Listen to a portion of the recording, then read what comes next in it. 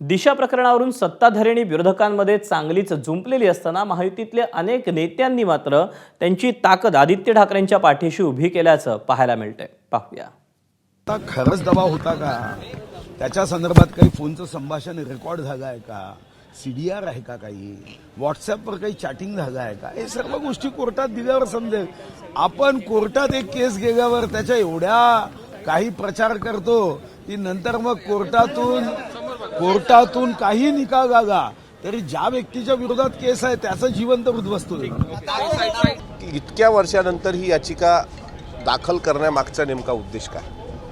त्याला 2.5 वर्षाचा कार्यकाळ लोटला. आजपर्यंत पण त्यांच्या वडिलांनी हा प्रश्न याचिकेच्याद्वारे कोर्टाला विचारला असता किंवा कोर्टात याचिका दाखल केली असती तर आतापर्यंत न्याय भेटला असता.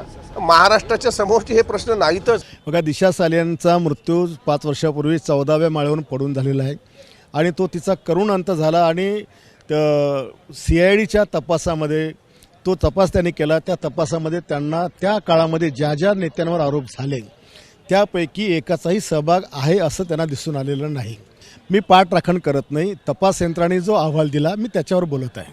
पण एखादी दुर्घटना आहे आणि त्या दुर्घटनेला मर्डरचं स्वरूप करून ज्याचा काही संबंध नाही त्याचं नाव घेतलं हे मला वैयक्तिक माझ्या मनाला पटत नाही. त्यांच्या वडिलांनी आणि आईने जी काही तक्रार केली आहे त्याची चौकशी व्हायला हरकत नाही आहे. मला असं वाटतं की त्यामध्ये आदित्य ठाकरे यांचा संबंध असेल असं मला वाटत नाही आहे. ते एका बाळासाहेब ठाकरे यांचे ग्रँडसन आहे.